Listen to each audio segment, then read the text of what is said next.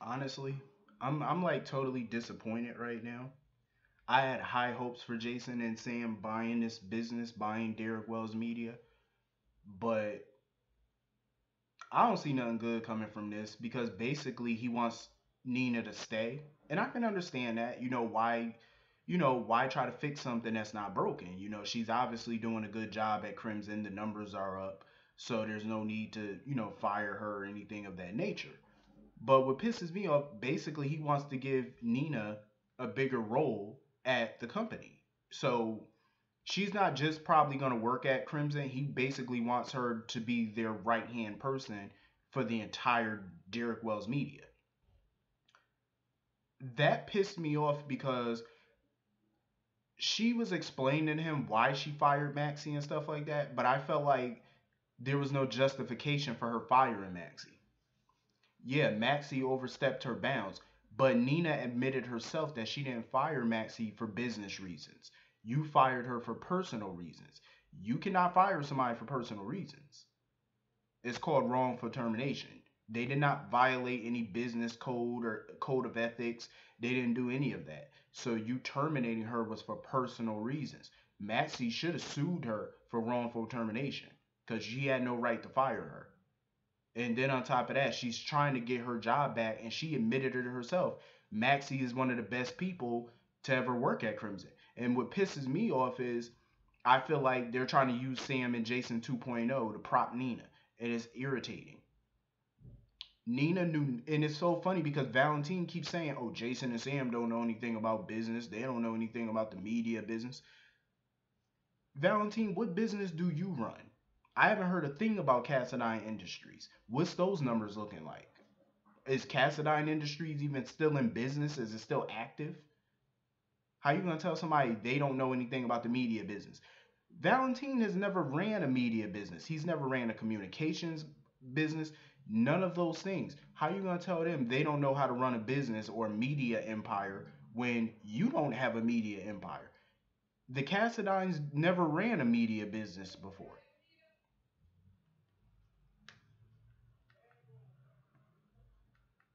I just find it ridiculous.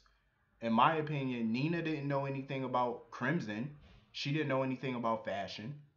But yet, look at her now, thanks to Maxie. Maxie, I'm pretty sure growing up, she didn't know a whole lot about fashion and stuff. It's called learning. You know what I'm saying? Like, you didn't know how to ride a bike when you were a kid, but guess what? You learned. You don't know how to do something until you learn how to do it. Do you think people are born knowing how to run a company? Do you think people are born knowing how to run a media business? Do you think P. Diddy, Sean Combs, do you think he was born learning how to run a music business? Like like Bad Boy Records. Come on, these people don't know how to run these things. They learn. Jason and Sam don't know anything about media, but I'm pretty sure they can learn. I felt like first off they made a bad decision. This, in my opinion, was their bad decision. Why would you basically promote Nina and yet Maxie is still out of a job? She's been working at Crimson since day one, since the first day Crimson opened. Her and Lulu were the first two to get a job there. And Maxie was still there even after Lulu quit. Maxie still worked there.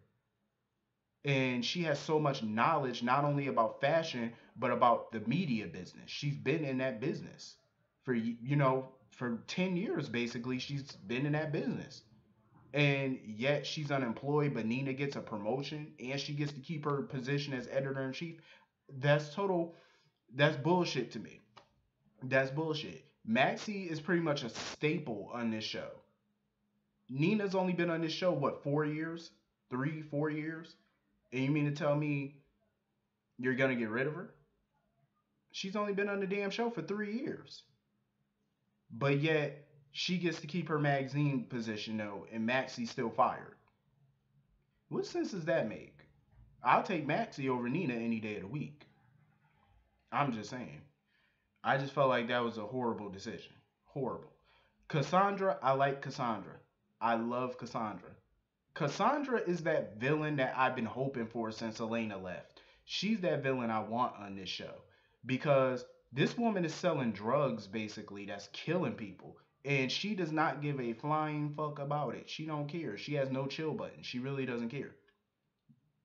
She even wants to resume her business relationship with Valentine plus their sexual relationship. And he told her that he's married, he got a kid. Cassandra don't care. She don't care about none of that. I like that. Cause she reminds me of a young Helena. Helena didn't care. Helena didn't care. And Cassandra's the same way. She's like, that's why I call her a young Helena Cassadine. Because they just don't care at all. Like, I think what she's doing is wrong, of course. You know, you're selling drugs that's killing people in the community.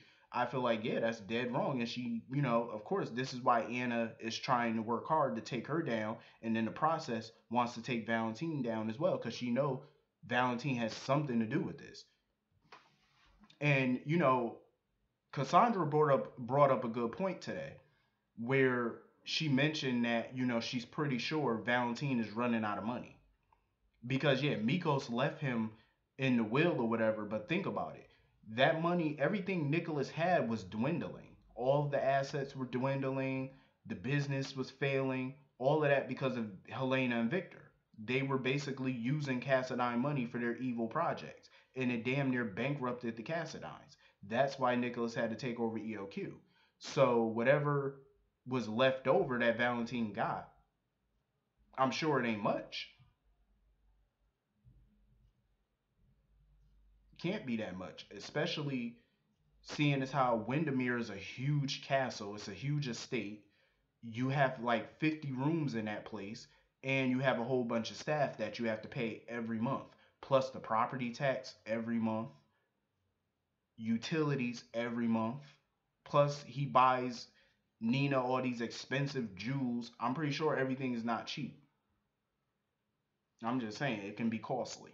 So, you know, she wants Valentine to be on her team, you know, be a part of her business, her whole operation. And he's struggling to be a part of it. But I have a feeling he's definitely going to go into it. So basically, everybody in Port Charles at this point is starting to believe that Anna and Finn are a couple. Um, Felicia walked up on them and was surprised to find out that they were dating or whatever. And she wants to do like a double date with them and her and Mac. Um, Anna basically just trying to tell Finn to just keep going with the flow, so that way they could, you know, fish out Cassandra and they can get the dirt on her, so they could lock her up and shut down her operation. I like where this storyline is heading because I want to see more of it, but I want them to go a little faster with it. You know what I mean? Like stop with the slowness of it. I understand they're trying to build it up, but I hate when they go so slow with a storyline because then there's no good ending to it. So I just want to. Hopefully they can have a good end game to this storyline. Um, Oscar. So his mother name is Kim Nero. And apparently Kim is a doctor at Mercy Hospital, apparently. Carly trying to fish him for information. She just want to know more about his mother because he's being very dodgy about his mother. He told about she work all the time. Carly had me dying. Carly said, "Oh, I work all the time too." Carly, shut up. No, you don't. You barely at the Metro Court. Olivia does all the work. Lying ass. Like, I found it funny.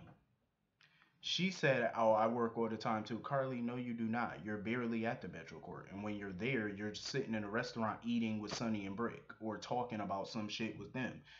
Olivia does all the real work. So, what work do you do? This boy is sketchy. He makes no sense. He basically claims, "Oh, my mother works all these hours." And basically, you're trying to say your mother works 24/7, 7 days out the week. That's impossible. The woman wouldn't, there's no way. With a teenage boy at home, you mean to tell me she works that much? And she don't know what's going on in your life? She's that busy? It's impossible. I don't believe what he's saying. Jocelyn trying to find his father, but they need the father's name or whatever. I'm at a point right now where I don't care about this storyline anymore because we're basically talking about characters who, up until this year, we never even heard of. So we never heard of Kim Nero. We never heard of this boy, Oscar. So I don't know. At the end of the day, why should I care or put so much effort into characters I don't know anything about? It's like as a writer, their job is to make the fans care about these characters. So far with this storyline, because this has been going on for a little while now, where we all been wondering who is this kid's parent. I'm at a point where I'm about to stop caring because they're moving a little too slow with this, and they need to pump it up. Let's go. Y'all are taking way too long. So now all we know now is that his mother is supposedly a doctor. I don't believe this kid's story because it seems like he's lying, judging off his facial expressions. He just seems like he's lying or he's covering up something. And it's like, okay, what the hell are you lying about? And even Sonny and Carly know that he's lying. He's trying to hide something, obviously. Um. So anyway, Jason 1.0 is with Ava. I love those scenes with him and Ava. Ava was basically giving him the rundown when he heard Jason Morgan bought a media company. He was like, "What?" His facial expression was like, "I didn't." It looked like he wanted to say, "I didn't buy a media company." That's how it looked like he wanted to say, but he kind of was looking like, "Okay, tell me more, Jason Morgan. Tell me more about Jason Morgan." But his face was like, "I didn't buy a media company." That's how it looked like. He just looked skeptical. He was like, "When the hell did I buy a media company?" Um, so he wanted to see a picture of Jason. So she found a picture online of Billy Miller's Jason and Sam or whatever. So he looked and he was like, he just kept making that face like, who the hell is this dude? Because that ain't me. That's how he was looking like. And his facial expressions basically said it all of what he wanted to say verbally, but his face said it for him. So basically after that, he was just fishing for information. So Ava was basically catching him up a little bit about the last few years about what's been going on, about how Cesar Faison was the one who shot Jason, and Jason was looking. He was like Faison, cause remember Jason had his back turned that night when he was shot. He didn't see who did it, and Faison had that Duke Lavery mask on. So he shot him in the back, and that's when she told him Helena Cassandra kicked him in, fished him out of the water. And when he heard Helena name, he was looking like that bitch. He said, he made that face like I shouldn't have known that bitch had something to do with this. um, so she was just letting him know, and then he seen a picture of Avery, and it looked like in the background it looked like Sunny House. So that's when he found out Ava and Sonny have a kid together. So he told Ava, he wrote a note or whatever for Sonny, and he told Ava to give it to Sonny. But she didn't want to because Sonny hated her, obviously. But Jason told her, give it to him because he's gonna want to know where this came from. He wrote something down in it, I don't know what. But obviously, whatever he wrote in it is he knew it was gonna catch Sonny's attention. And the way he was describing how Sonny's reaction was gonna be was to the T. Because everything he said about how Sonny would react is usually how Sonny reacts to things. So that goes to show he knows Sonny well, and it's got to be the real Jason. Um, so I was definitely digging those scenes. I was loving that scene with him and Ava. I want to see where this is all going. I know some people want Billy Miller to be the real Jason. For me, it doesn't really matter who's the real Jason, but in the back of my mind, it makes sense to have Steve Burton just slide back into the role of Jason because he's been playing that role for 20 years. And the good thing about him being Jason is he's built up so many years on this show, they can use the flashbacks like they did when he went into the penthouse. See, with Billy Miller, you haven't had any flashbacks because he has only been on the show for 2 years. So he's only been on the show for 3 years, but he's only been Jason for a little over a year. So you can't use those flashbacks from the 90s and all that. You can't do it. So it makes sense to let Steve Burton just come back as the real Jason and just let that guy, just let Billy Miller be Drew. It makes sense, even if, it just, to me, it makes sense. Steve Burton is the Jason I grew up with. So to me, he's always going to be Jason. No matter where they go with it, he's Jason. Um, so Betsy. Franco went to go see Betsy, and of course, Betsy's a lying little bitty. Drew never died, obviously. We knew that. So she lied about everything, of course, because that's what they do. They lie. You ain't gonna get no people like her and Heather Weber. You're never gonna get a straight answer from these people. So apparently she claimed now all of a sudden, apparently Drew had some type of accident where he broke a lot of his bones and he fell or whatever, and now she claiming that Franco's the one that pushed him.